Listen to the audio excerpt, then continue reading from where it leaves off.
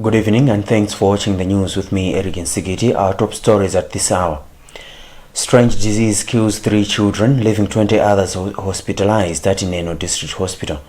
Vice President Michael Usi lashes out at public servants on time management. In other news, Malawi First Pressure Group threatens mass protests if the government fails to address some grievances within 10 days. We have these plus many other stories. Please do stay with us.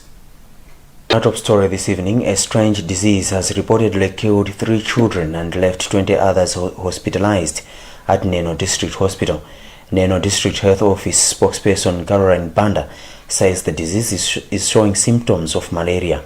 However, Banda explains that no patient has been diagnosed with malaria despite these symptoms. We have further gathered that the disease has already spread to 12 villages in the district. Meanwhile, health rights activist George Jobe has called on authorities to act swiftly to contain the situation. Jobe speaks with our reporter Isaac Salima.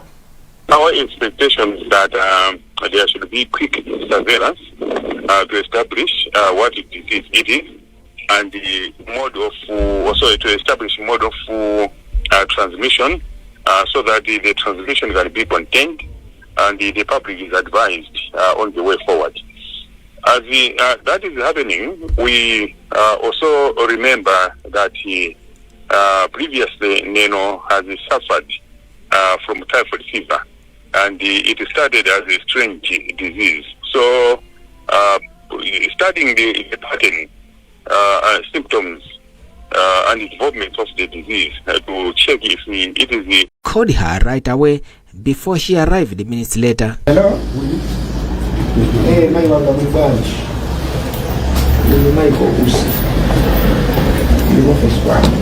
Usi, however, said he is impressed with the level of commitment among most public servants in the district, who he says report for work in good time.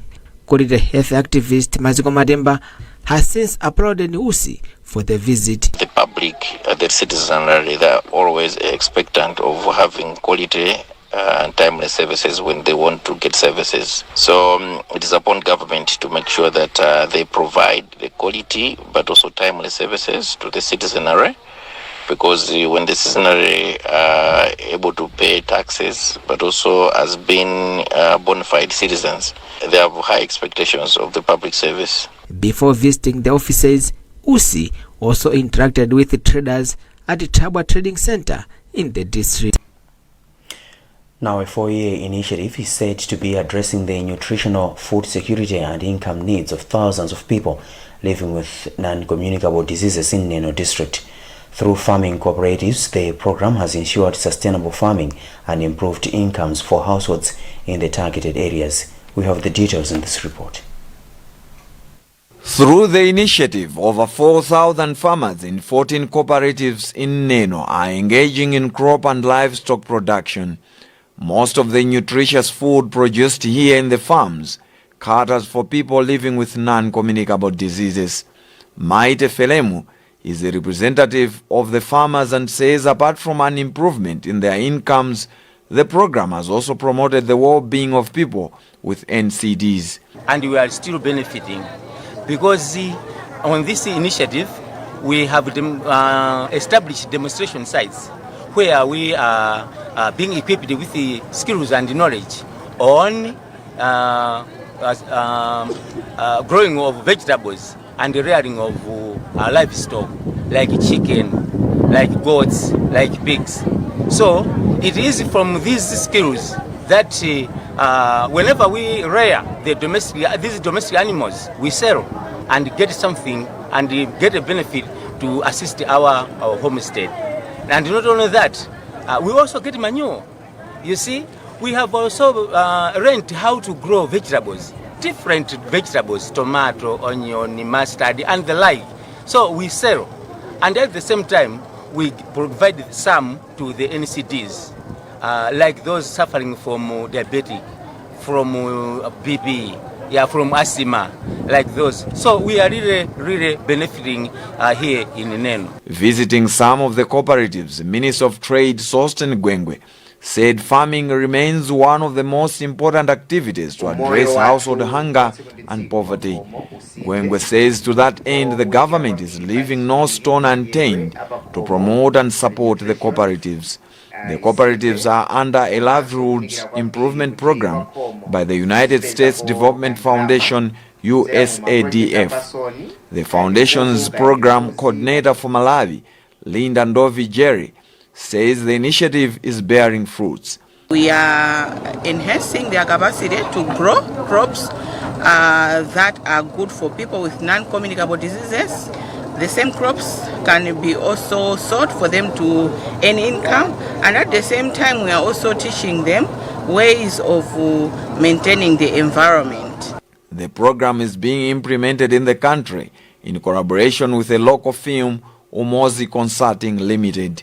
Tione Kaonga is the firm's managing director. We support them to build the capacity of management team, because these grantees, they have to be able to employ staff who will be here on a daily basis to support the development of their business. Our aim is we want to develop sustainable enterprises so that the country can grow. It's only by having a strong private sector where Malawians participate. That's the only way we can develop this country. The 4-year livelihoods improvement program is being implemented in the country with financial support from Hamsley Charitable Foundation to the tune of $4.5 million.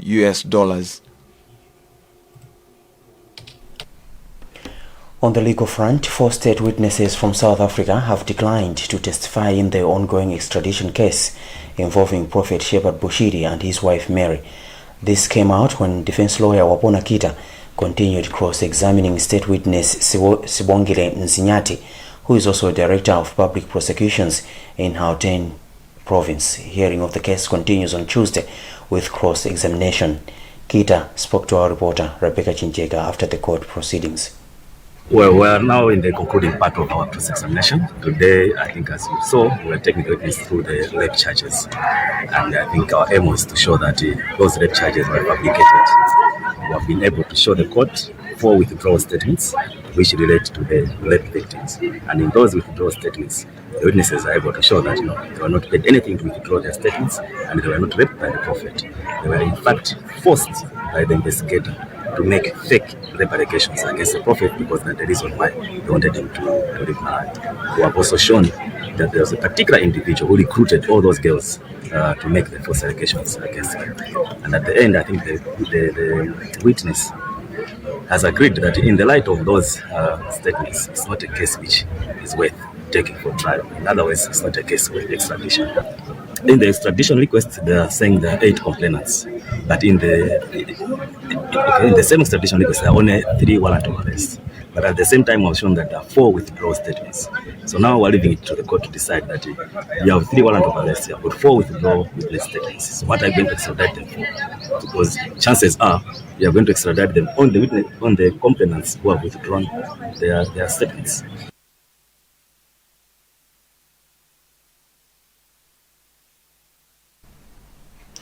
On his part, state lawyer Dzikondianthu Malunda said the case was going on as planned. As you have seen, we have made good progress and have only adjourned because Counsel Kita has a matter in the High Court. We are positive that the matter should at least be concluded within this session as planned. You should understand that the purported withdrawals made or were made in the Republic of South Africa. At this point in time, we are of the view that they are not supposed to be used here. In fact, they are only used in cross-examination and are not evidence. If anything, should the fugitive offenders be extradited to the Republic of South Africa, it is our view that that is where the veracity or authenticity of those purported withdrawals may be taken into question.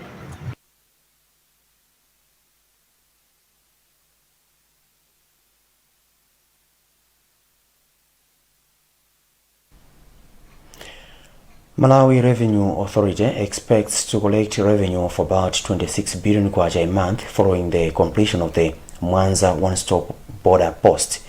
Deputy Commissioner General Henry Ngutwa described this on Wednesday during the official handover of the facility. Thomas Kajiri was in Mwanza and now reports.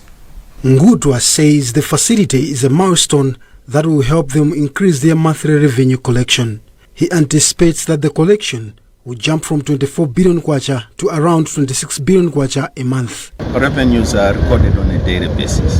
So if, for example, our monthly projection, and that's usually what we collect every month here at Mwanza, we collect around 24 billion.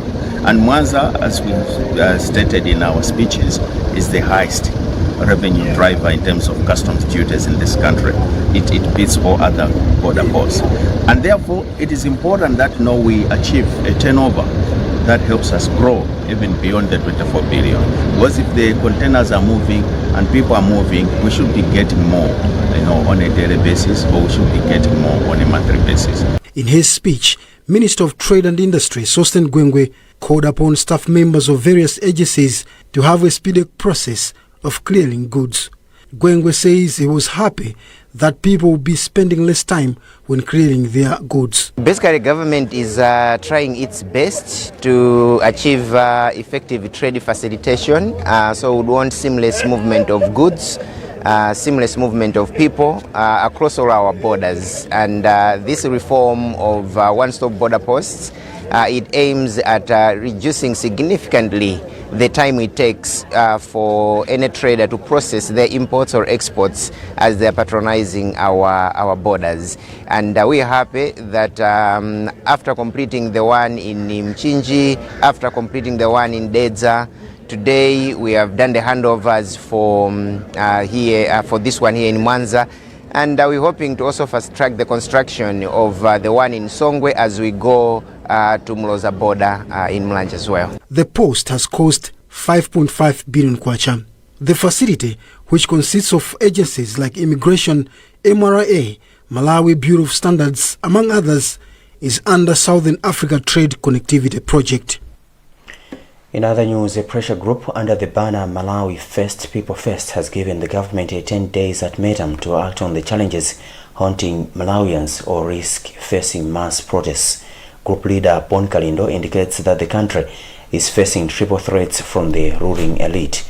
Wes Gausi has more in this report. According to Kalindo, Malawians are worried with happenings at Malawi Electoral Commission, National Registration Bureau and the Malawi Revenue Authority.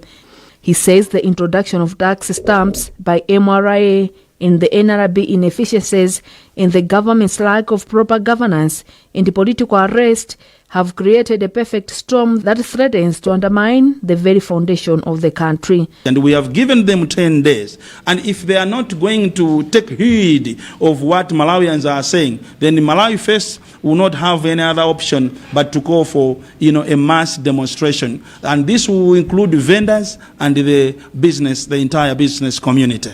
Commenting on the demands, the government spokesperson Moses Kunkuyu says they have taken note of the concerns. He says NRB is continuously perfecting the systems and the right to vote by every Malawian will be respected and enjoyed. We'll be back with more news after this break. Roof timber trusses look amazing. What's your secret? I only use the best anti-termite products on my timber. I trust Sheldrite Anti-Termite to keep them looking pristine.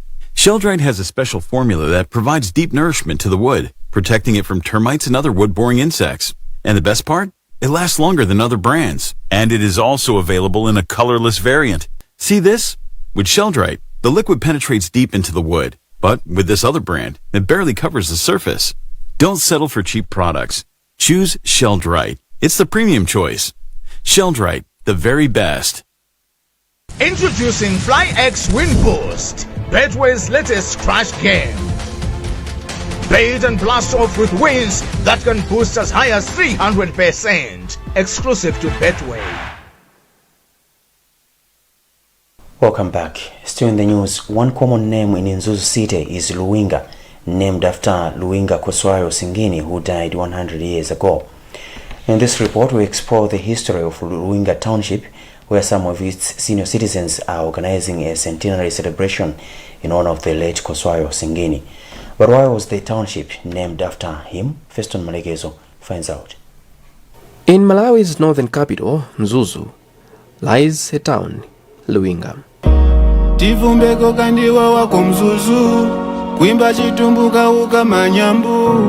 Considered as the industrial site for the city, Luinga has on its soil various public and private structures named after the previous owner, Luinga Koswayo Singini. They include Luinga Secondary School, Luinga Market, and Luinga Techno Development Center, among others.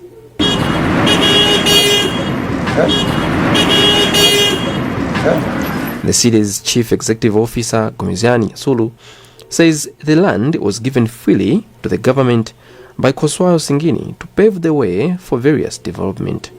You will appreciate that most of the social facilities that we are enjoying in Mzuzu, specifically in that area, they were specifically given by him. Quick to mention is the Luinga market. That market was specifically given by the Luinga to us as a council for free. 100 years later, the Singinis are pulling up an event to celebrate the life of Koswayo Singini, who died in 1924. However, pulling up such events needs resources, which the organizing chairperson, Senior Group Village Headman Bob Nkandawire, says they are still lacking. It's the first time to have this function. It has never happened before. You know, he died in 1924, so 2024, it means 100 years have elapsed. So it's centenary celebrations marking the 100 years that he has been out of this world. Meanwhile, African Growth Group, an investment company, has pumped in 1 million kwacha towards the event. African Growth Group Director of Communications and Strategic Partnership is Amos Chibwana. As African Growth Group, we are here in Mzuzu. We'll be down there at Nzuni, where we'll be constructing students' accommodation. And if you go down the history, Nzuni sits in the Luinga land. And we felt that we can do something and we can as well contribute towards the celebration. The event, to be held on Thursday, will have activities such as citation of history, laying of wreaths, and prayers. Now,